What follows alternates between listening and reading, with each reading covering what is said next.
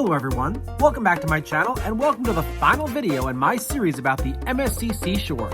In my last video, I took you to the enchanted island of Puerto Rico, where I visited San Juan and its historical old center. It was a great walking trip among so much rich history and beautiful architecture. The ship made a grand departure from San Juan, passing very close to El Morro on the way out.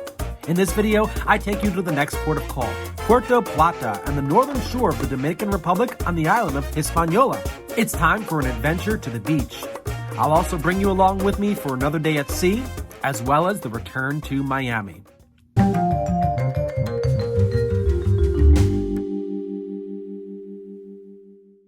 We spent the evening heading west-northwest from Puerto Rico to the Dominican Republic.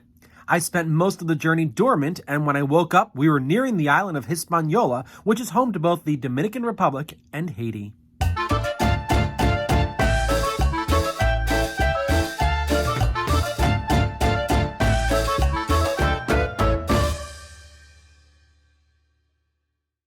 As we approach the port, I'll show you the many moving parts to get the ship to the dock. And speaking of moving parts, it looks like one of the ship's acrobats is getting in some practice on the ship's bow today. Ahead of our ship is the local pilot boat with a maritime pilot on board who will be deposited onto our cruise ship and will provide guidance to the dock with his local knowledge. We've seen this occur at previous ports on our week-long cruise. Once the pilot is on board, the small pilot boat returns to port, and we've gained the skill set of someone who's very familiar with the waters here.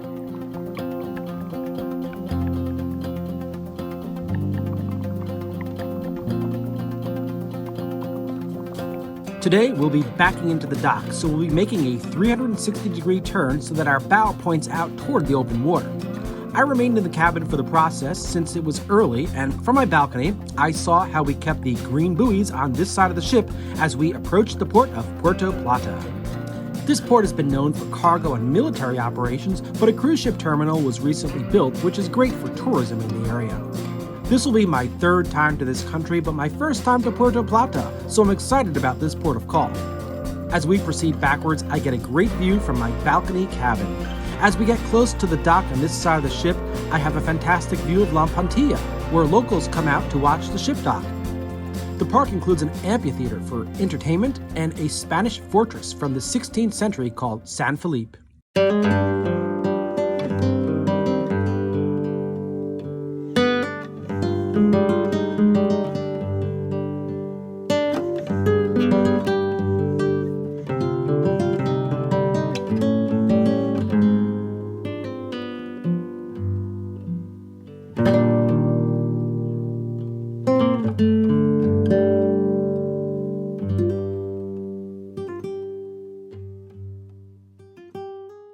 Good morning from the beautiful port of Puerto Plata in the Dominican Republic here on the island of Hispaniola. Today I'll be going on an excursion with the cruise ship. I'll be going to the beach. Looks like we won't be the only ship to this area today. Puerto Plata is the third largest city in the Dominican Republic, but I'll be leaving the central area in favor of a beach in a more remote area.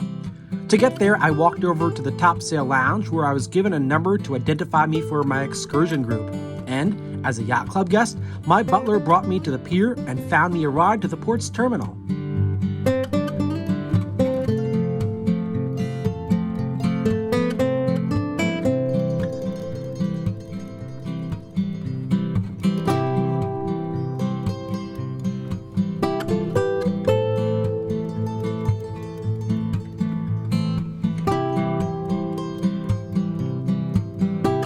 What a place! This cruise terminal, known as Taino Bay, is brand new, and it's its own village with shopping and restaurants all within the terminal property. If I had known in advance how beautiful this place was, I would have spent more time here, but I've got a bus to catch to get to the beach. I'll be back later before all aboard time. For now, it's all aboard an outdoor bus. I took a seat in the last row for a very bumpy ride. The first part of the ride gave me the opportunity to see the town. Christopher Columbus gave the town its name after referring to a nearby mountain as the Plata. He also helped lay the city's plan. Today, Puerto Plata has a population of under 350,000. Well, I don't know if you can hear me because this vehicle is really noisy, but after a really nice walk from the ship, we're on a bus now going to the beach. They're saying that it should take about an hour to get there. The bus is taking me to Punta Patilla, specifically the beach at Coconut Cove and Wild Play. The name of this excursion is the Coconut Cove Beach Break, and it's all-inclusive, which means that we'll be getting lunch today. The ride started off in the city, but as we headed west for 1 hour, the environment began to change as we entered more rural areas, and boy was the road bumpy. It was probably one of the roughest roads I've ever traveled on. Much of the road was unpaved, and we even crossed a stream, but it surely was exciting.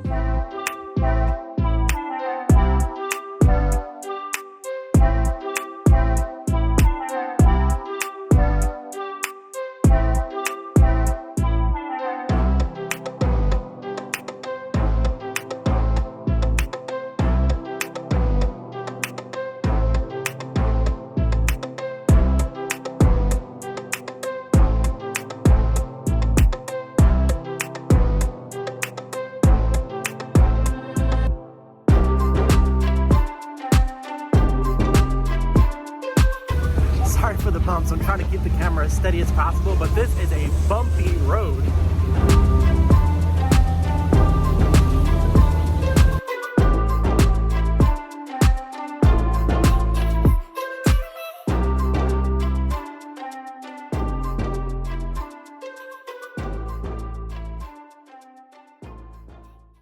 Welcome to the beach area. Upon arrival, we were greeted by local musicians and were asked to go right to the dining area for a typical Dominican lunch in an outdoorsy tropical setting.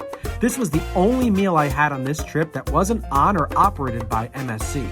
It was simple but tasty and authentic. The lunch even came with local and tropical drinks. Everything was included in the price of the excursion, making the entire trip cashless.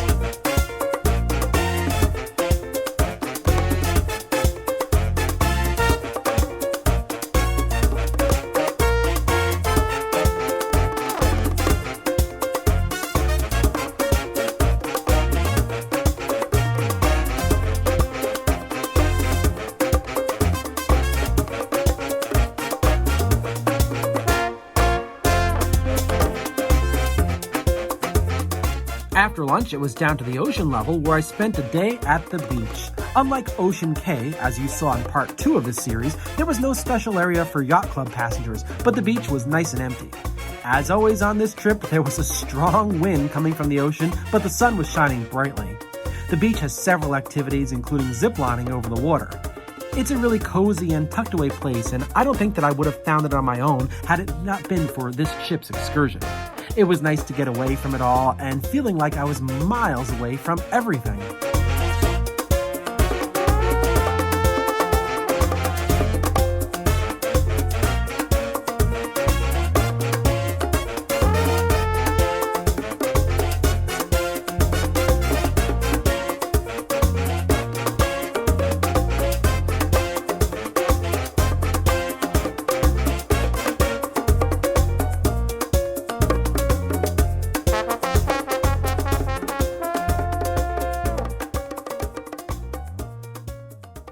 Once the day was over, I once again boarded the open-air bus for another hour-long ride back to the city of Puerto Plata. We returned the same way we came in, which meant experiencing those exciting bumps again for at least the first 40 minutes of the trip until we got to the vicinity of the city. Bumps don't bother me at all, and they make the trip seem more like an adventure.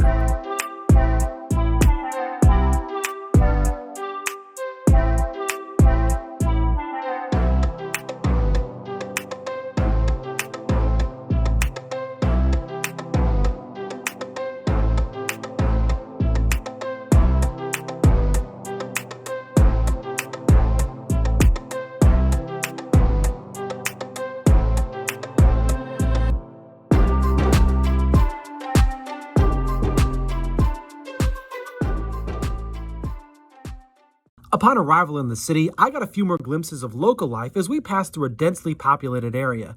This trip was a true adventure, but I'm glad that I'm back in the city now because I want to check out something that I only briefly saw when headed to the bus this morning, the shops at the pier at Taino Bay.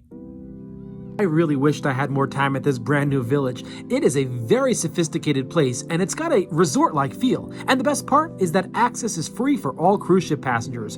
While here, I felt like I was on a private hotel property without the hotel rooms. Of course, all the hotel rooms were on the cruise ship.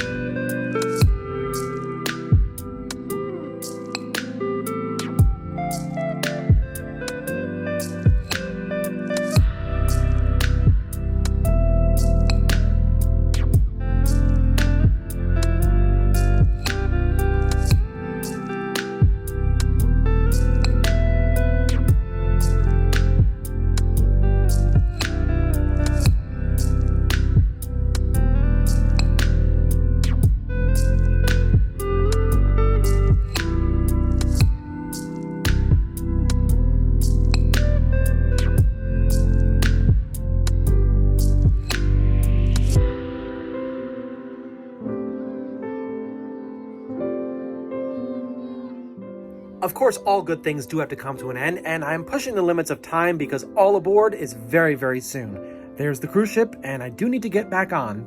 I've got to say, this port area is one of the most beautiful ports that I've ever seen in all of the Caribbean. It's brand new, it's sophisticated, it's beautiful, it's stunning, it's gorgeous. I love it. Once I boarded this gigantic ship, I went right to my cabin in the yacht club and saw that the butler had placed some very, very special treats for me there. It is now time for departure from Puerto Plata. Had a great day today. Now you recall that when we pulled into the dock, we pivoted around so that our bow is now facing out. So in order for us to leave, we just need to go forward. We'll go around the buoy system, of course.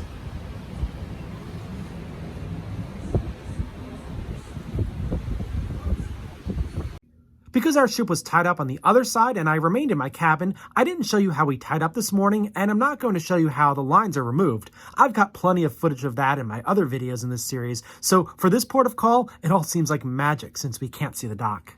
But we are following the buoy system with a skilled maritime pilot on board to make sure that we leave this port safely. The pilot boat tags along with us to pick up the pilot once we have safely left the harbor. We slowly move past the fortress of San Felipe as locals bid us farewell after we contributed to their economy for the day. Once we pulled away into the open waters bound for Miami, I headed right for the Yacht Club restaurant where I once again was treated to a gourmet meal.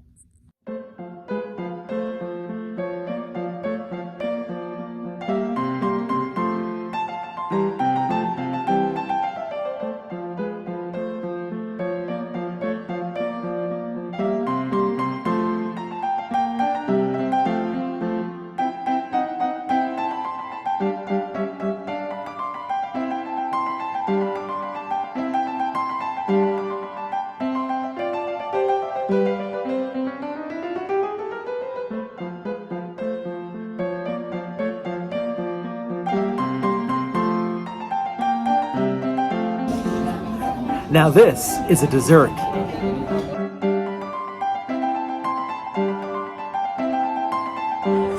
Not only is the food spectacular, but the service is absolutely great on this cruise ship. Come say hello to our waiter, John, from the Philippines. It's me here, John. I'm here with Peter. He's a great guy. Thanks, John.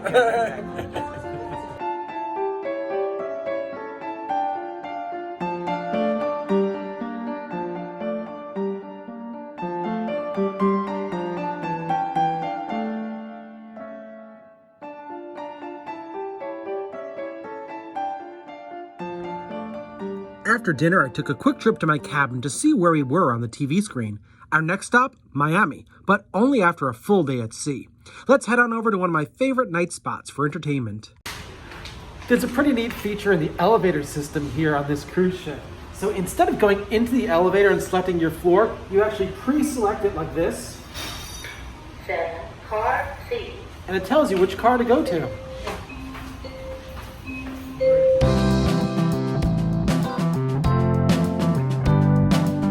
The elevator took me to Le Cabaret Rouge, and tonight the tunnel leading there was featuring its signature red color. I love walking through this space, and once inside the cabaret, I get a feeling like nowhere else on the ship. After going to the cabaret, I decided to walk around the main atrium area. I absolutely love this space. It is gorgeous.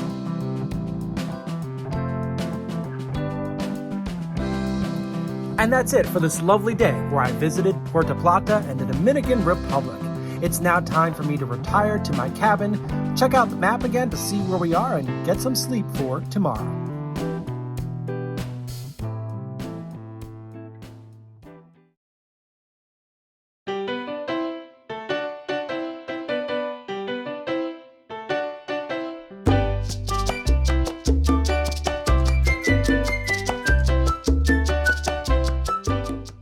Today is a day at sea between the Dominican Republic and Miami, and our ship comes very close to the island nation of Cuba. With no land in sight this morning, I took the opportunity to explore more of the ship. It's the last full day of the cruise, and I haven't seen every part. Good morning from Times Square here aboard the ship. Yes, it looks like Times Square, but I'm actually just off the coast of Cuba. Today is the very last day of the cruise. We're at sea, so I'm taking in all the sights one final time before we arrive at Miami. I've yet to check out the Central Park restaurant, another place named for a famous attraction in New York City. While the restaurant itself doesn't look like a park, there are numerous pieces of art to remind you of the theme.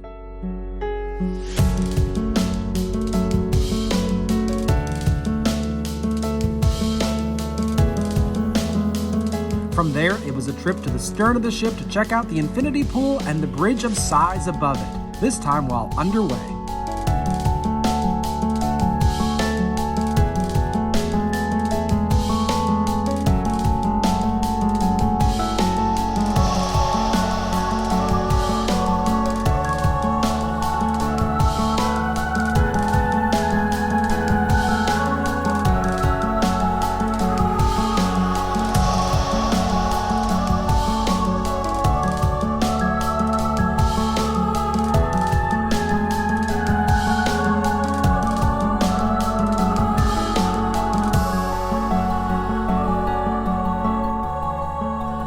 Craving a gelato? The Long Island Bar is the place to be on this ship.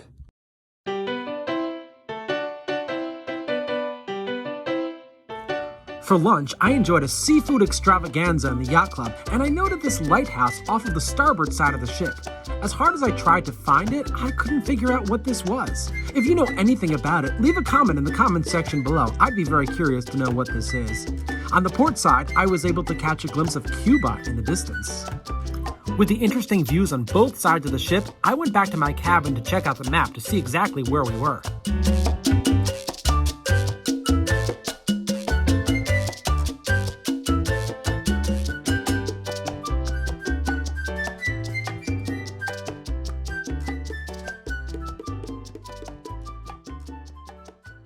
It's tea time here in the Topsail Lounge of the MSC Yacht Club.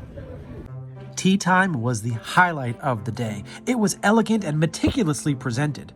The ship offered light but sophisticated offerings for food to accompany a wide selection of the finest quality teas that were presented to me. And it wasn't just about the food and drink here. The service was impeccable. Attention to detail was present every step of the way as 2 butlers were there to brew the tea and provide anything that I needed at all times. There were no moments when the staff was not at my disposal. This was a truly special way to spend the last afternoon of the cruise on the MSC Seashore.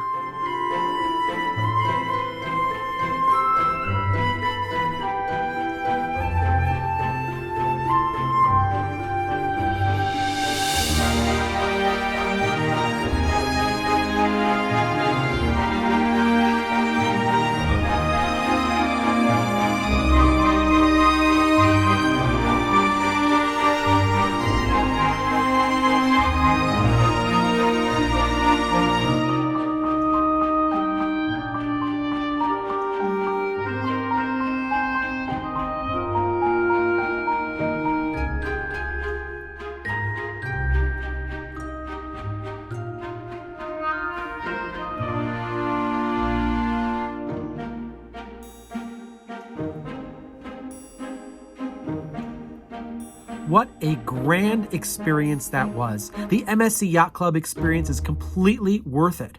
After tea time, I walked outside above the bridge for a bit, then went to my cabin for some rest and to see how far off the coast of Cuba we were before I headed back to the Yacht Club restaurant for my final dinner on the MSC Seashore.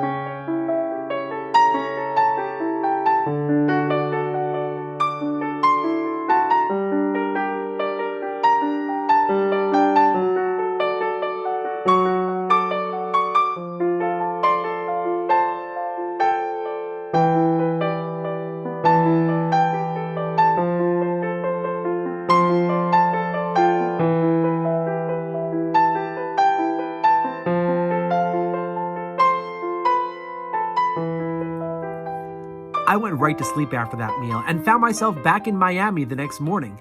When I woke up, we had already passed through Government Cut, and we worked our way to the end of the channel at the turning basin, where I witnessed our ship turning around for a bow-out docking position. After turning, we passed by a ship that was already docked, and then we worked our way into position in front of that ship. We're now in the same position that we started in part 1 of this series. They're already getting ready for the next cruise, so it's a little bit noisy down there. Well, I'm back in Miami, Florida. It was a fantastic cruise. I loved it.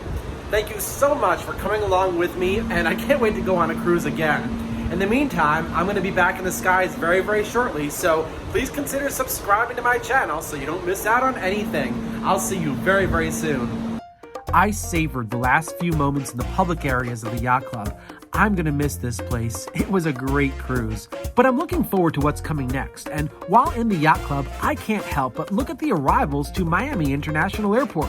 This channel is returning to aviation, and I'm excited because looking at the way the flights are landing in Miami is helping me prepare for the way my flight will depart Miami later today. So to get to the airport, I worked my way off of this magnificent ship because there's an A321 that's going to take me to New York City after this. Thank you so much for watching. Here's a sneak peek of my next video from Miami to New York. It was a great flight, as all flights are of course, and we took quite an interesting route up the East Coast. Stay tuned everybody, and see you in my next video.